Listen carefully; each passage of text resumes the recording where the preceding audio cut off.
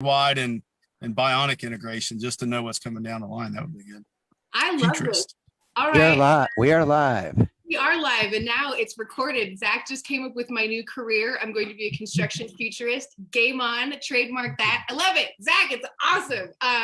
So hello, welcome to lunch. I'm Kayleen Mccabe, co-host with this week, my fill-in awesome co-host, Zach Fields from SEFCA. How are you doing this week, Zach? I'm doing fantastic, Kayleen. It's great to be here. I love filling in wherever I can. You were just a ton of fun, and I love that we get to do this segment. I love that SEFCA does this segment weekly. I'm glad I get to be a part of it sometimes, just showcasing the great opportunities in our industry and partners and all of that. So looking forward to getting into that today. Yeah, no doubt. It's always fun. And, we'll probably have to send Scott on vacation more often to be like, oh, Zach has to fill in. Yeah, right. But before we get started, usually to give our fan base a little bit of time to log in since we go live, I do take a moment to geek out about a tool or something. And Zach, okay, I will never have a tool cooler than that chisel you showed me. That forever. I just have to go buy one now just to hang it on a wall. I'm so jealous. And so, today I woke up to snow and I didn't want to go outside to my garage. So I actually thought of something that's pretty handy that I have used. And because it's snowing cold, Pam, it does work on shovels, just by the way, not all shovels, but some of them. So I know you don't get a lot in Georgia, but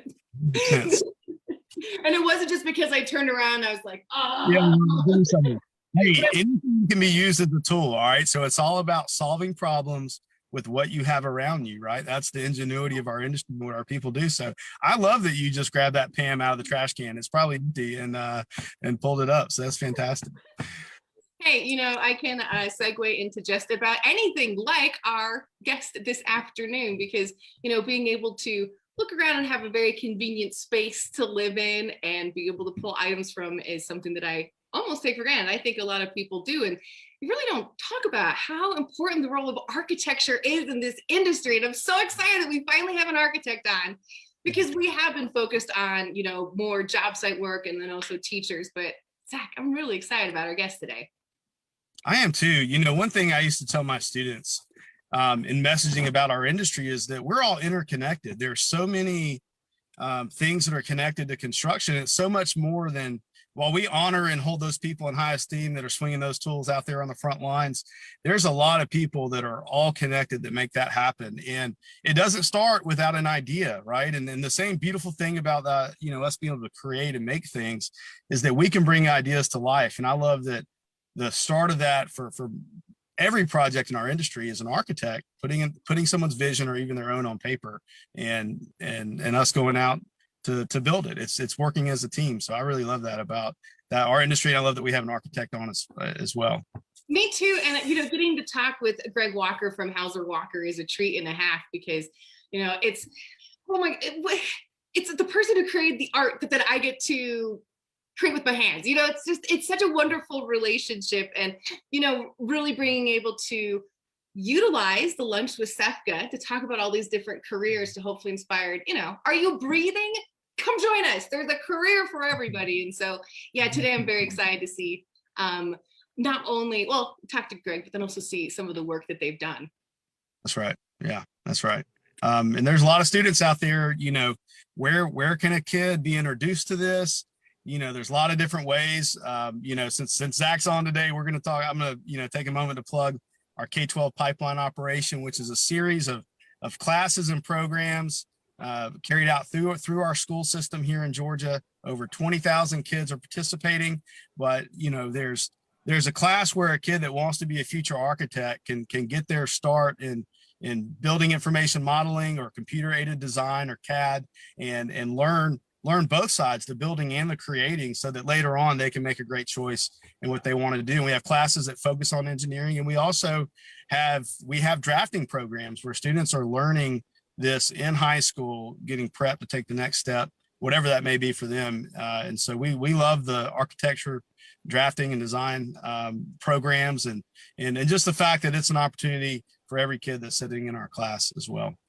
Oh, it's absolutely awesome. And I'm happy you brought that up, Zach. Thank you so much for joining us. Now, hey, real quick, will you be hanging out for the show, or will I just get to hang out with you at the beginning next week? Well, for today, I'm only hanging out now, and I won't be back on at the end, but I'm going to watch online. I've got a lunch. Actually, I'm going to go read a book. Do you know what book I'm reading, Kayleen? No Check this out. clue. Animal architecture, right? So how animals built in the natural world. They've been refining it for thousands of years. And there's some really cool animals or insects out there, like some flies that build their own house out of stone and rocks while they're larvae to protect them. And there's these caterpillars that saw off little branches and build log cabins on their backs while they crawl around. Just really cool stuff like that.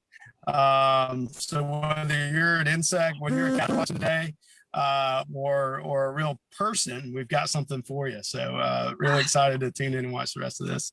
I'm totally buying that, Brooke. Happy nerding out, Zach, and we will talk to you later. Bye-bye. Bye-bye. And now we are joined by Greg Walker. Greg, how are you doing today? Thanks for joining us. Hello. Doing good. Thank you for having me. I am so thrilled to join us. And like I was talking to Zach earlier, you know, I am a nerd for the power tools and being on the job site, but I would not have it without you. And so thank you. It's wonderful to meet you. Now, can you tell us a little bit about what you do? And then I also want to talk about the portfolio of Housewalker. Okay. Well, so I am an architect, as you said. I'm a partner in a firm in Atlanta called Housewalker Architecture. And I probably, from a career standpoint, I've had what would be considered a pretty traditional career path. So I went to school to study architecture, did kind of an internship, with firms and got a license, and eventually came out and started my own firm. So from that standpoint, very traditional kind of career path, but been doing it since 1989. So that seems like an awful long time now. No, it doesn't actually. Some of us think like that was just yesterday. Don't worry. Yep. I absolutely love it because, there are so many steps in constructing a building, but it really all starts with the plan, although I've met a lot of homeowners who just do demo with that one, but that's a story for another day. That's another story, yes. Yes.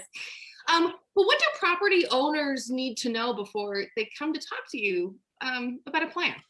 Yeah, so a lot of what we love to get when we talk to owners, whether they're residential owners or whether they're commercial owners, like anything from an office building, or we work with museums and libraries and other churches and clients like that. What we love to get is a really strong idea of what you want the building to do for you, not just in sort of the immediate term, but as much as you can, like for the next 10 years, because we tend to think in long term for most of our projects. So we want to kind of have a strong idea of what that building represents to you, kind of what it needs to do for you in the big picture. And then we can kind of help you fill in all of the little picture pieces. So we can sit there and tell you how to do a little bit of the fine tuning on the program. So, if you need 3 bedrooms or 4 bedrooms, that's great. But if you need to know, where am I going to put my toothbrush holder, when it comes up to the mirror, we'll help you figure that kind of stuff out. We don't need to know that quite right away, but we really do need to know, I really want 3 bedrooms or I want 4 bedrooms. That's fantastic, because people do get overwhelmed in the minutia of the details. Yes. And I don't know, I do have OCD. It needs to be to the right. But you're right, because it gets so overwhelming. And I think a lot of people, I don't know where they got this impression from television shows, but they think that they can just kind of plan things out, and they don't realize how overwhelming it is. It's a huge undertaking. And in fact, right now we have up some blueprints. But we did. Oh, let's had them, Mitch. They went away. Right. I'll look at my nose and bring them back. It's amazing, because this really shows the complexity of what happens, and then it turns into a space like this. What What are we looking at here? So this was actually a drawing for a project at the University of West Georgia. It was for their main library. And we are looking at what's called a reflected ceiling plan. But basically, if I were lying on the ground and I'm looking straight up at the ceiling, what am I sort of seeing? And so this was a drawing that our office produced to tell the contractor, here's where all of the mechanical ducting needs to go. So all of the red was the mechanical ducting. All of the yellow rectangles that you see were the lights. And what was really important to us was there was a big central area there that looks like a little curvy thing kind of weaving throughout the space, where we wanted to go back and expose the original concrete ceiling and have it be shown off and get a little bit more volume in the space, but we didn't want all the mechanical ducts just cutting across haphazardly or something. So we did this very detailed drawing to tell the contractor, here's how all these pieces need to interrelate and be put together so that we can get this really nice, clear ceiling at the end. And so this was kind of like a high level, of detail for something just to get a kind of final effect. It is, I mean, okay, I understand completely that homeowners and most folks look at blueprints and have no idea what it's going to look like at the end. And that's okay. To me, that thing is beautiful. That's a beautiful blueprint. And so what stage is that project in? So that project we finished almost 10 years ago. That's been built. It's been built. Oh, sweet. What other projects can we show off? This is so fun. Ooh. Yeah, so our firm, as Mitch is pulling this up, a lot of the projects that we tend to do tend to be places where people gather and where people come together. A lot of public projects in that way. So the first one you saw there was some work we did for the Chattahoochee Nature Center. Not built yet, but part of their long-range plan. We do a lot of libraries. This is down in Palmetto, Georgia. It was finished about 5 years ago, but it's a public library. And then, every now and then we get some really interesting projects. This was the Fernbank Children's, an exhibit inside the Fernbank Children's Playroom, Fernbank Museum Children's Playroom, that we did with an exhibition designer. And then we did another little play tree house over for Chastain Park. It opened about 3 years ago, a lot of timber in that one. And then a lot of what we've been asked to do more recently, and I think we're going to continue to see for the next foreseeable future, is to renovate old buildings and to make them more productive. So this was actually a 1970s office building that looked like a 1970s office that we just finished converting. It is a net zero energy headquarters for a group called ASHRAE, who rates all of the mechanical engineering standards that every code group in the world tends to use. So we didn't really have a very big budget on this project, but we tried to maximize it by creating, a lot of great views. They had a lake behind the property. This is out in Peachtree Corners. And what we did was spend a lot of time really thinking through the building systems and creating a very efficient new building envelope for the structure so that it used a lot less energy up front. In fact, it will be probably one of the lowest energy consumption office buildings in the Southeast as they kind of fully occupy it. And what we did is drive down that energy use up front so that we could then create smaller systems, and then we could power the whole thing by solar panels. So we're really excited about that one. Yeah, that's exciting. Do you want to come to my shop in Colorado? Sure. Wow. I'd love to get out of Colorado. It's been forever. This was a little project we did for Georgia Tech. So every now and then we'll get called in to soup something up. So the Georgia Tech had an off-the-shelf design, which was this little steel tower. And they said, well, look, we don't want this in the middle of our campus looking this boring.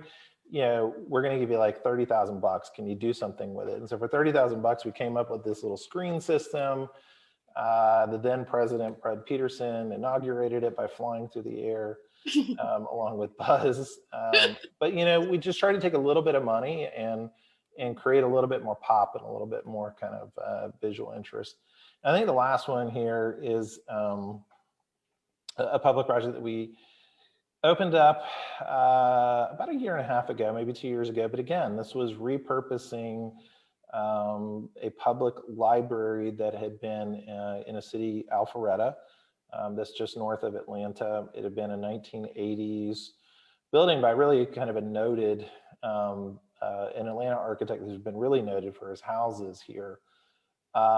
So we took that and converted it into now a studio art center. So it's got gallery space, which you see here in the foreground, but it's got a lot of studios in the back where the community can come in and do ceramics, or they can do filmmaking, or they can do theater productions, or they can paint, or just get their hands dirty and do a lot of kind of fun activities in the back.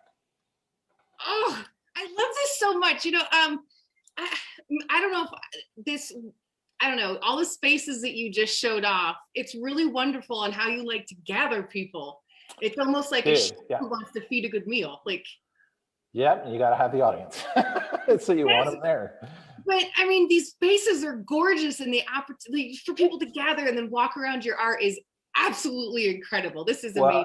And it's a lot of fun for us. I mean, we love doing that kind of work. We love doing work in the public realm. And like I said, I mean, that was really the driver when we opened shop back in 2004, was we really wanted to focus on creating better public spaces for our community and, for other communities around the country. It's absolutely fantastic. So we are talking a bit more about the commercial side. Can you talk about residential, commercial architecture, just because some people don't know there's a difference? Yeah, and we've done both. We do both. We have a house in bidding right now, which, as we all know, is a fun adventure. A fun adventure in and of itself. Just trying to keep up with pricing.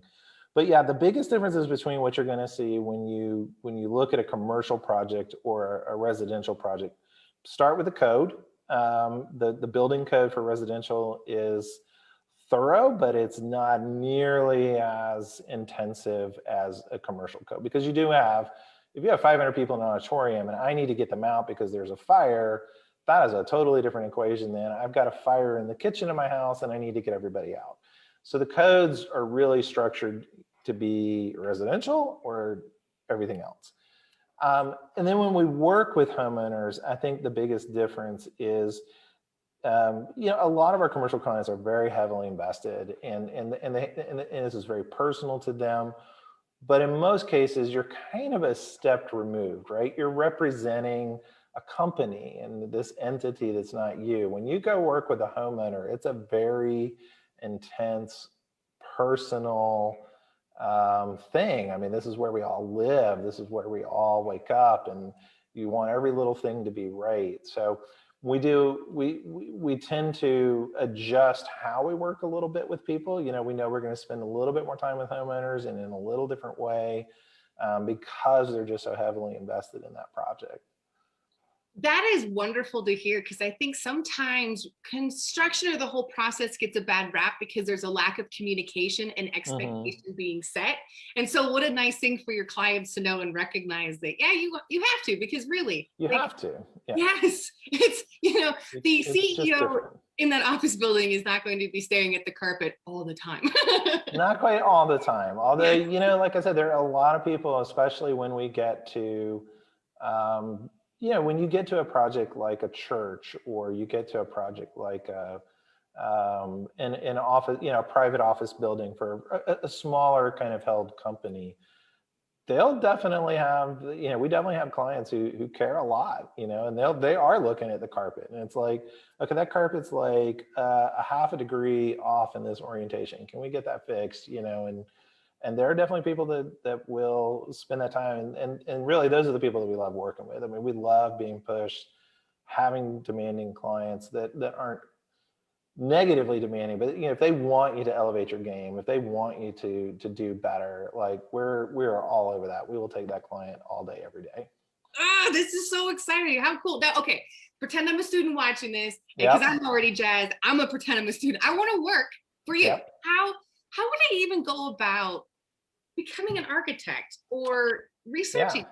So, there's a lot of great tools out there. I would say if you're researching what you can do in architecture, I'd start with the professional group, which is called the American Institute of Architects.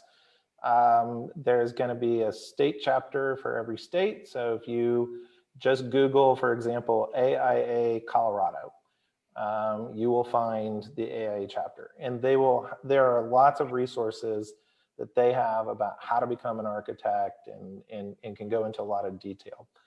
The pathway to get there for most students, if you're in high school, and I've got one in high school now,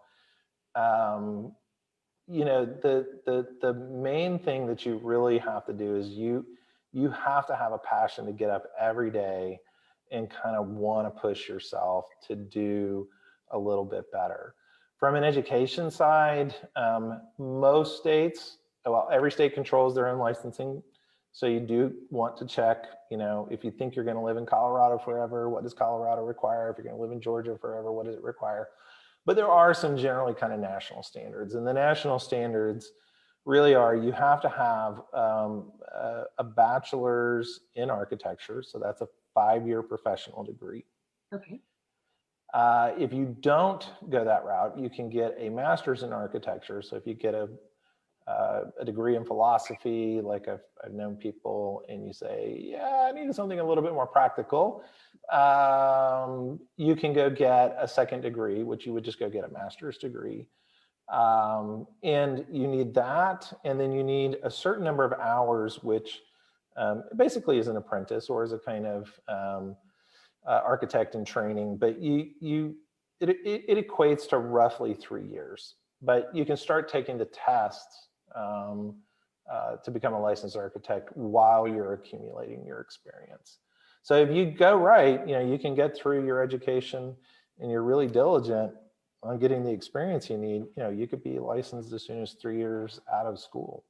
That is absolutely incredible, and also, achievable, especially if you're passionate about it. Because I think sometimes once you find that hook, it's like, all right, not every day is sunshine and roses, but some days are really great. It's awesome. Hey, I don't mean to throw you like a total softball question, but we touched on it earlier. How are you adjusting right now for the pricing increase? Oh, pricing. Yeah. So, the thing you learn doing this long enough, right? Whether you're the contractor or the architect or you're somewhere in between, markets rarely stay totally stable anymore. So the only stability we really have is a kind of instability. When you get something like the current moment, and we were talking, I think all of this about this a little bit coming online, is the price of wood right now is just, I don't know what it is in Colorado, but it is astronomical here. So it's probably doubled in the last 12 months. So this is not what somebody who wants to build, a deck as one of the group here was talking about. That is not what you want to hear, right? Yeah. Yes. So it can make a fool out of a lot of us, some of these changes. What we try to do to mitigate that, and I think contractors here are doing that as well, is you're trying to forecast out as far as you can what the market is, and you try to find alternatives. So, if you can do it out of a structure out of light gauge steel right now instead of wood, that may be the better choice, whereas a year ago it may have been a clear choice to do it out of wood. Yeah. So you have to kind of we have to try to keep a little flexibility in how we think through some of these pieces and say, okay, well, if wood's kind of bananas on the price curve right now, then do I have a good substitute in my back pocket? If next week it's carpet, was to go berserko because every plant got shut down in America for COVID or something, how would we adjust and say, okay, well, is there other kinds of flooring? Is there tile? Is there, whatever? And so I think it's forced all of us to be very flexible in larger areas and say, okay, here's a good substitute. And then there's places where you just, from a design vision or technical need, you just can't compromise. But, you just have to stay flexible. Agreed. Yeah, It's so hard. Well, but it's also, I think it's good because being flexible keeps you sharp. You know, you're researching products. You are really on top of your game in the market to keep ahead of that. And gosh, if I had known, I mean, I have toilet paper and 2x4s here. I'm going to retire. I'm set for life. Exactly. Buy a warehouse like just outside of Atlanta and stock up as much of it as you could. Yeah, and the hardest thing, and you know, for homeowners, I know especially if you're doing renovations right now, you're thinking, oh my gosh, the interest rates are so low, like I really should go build something.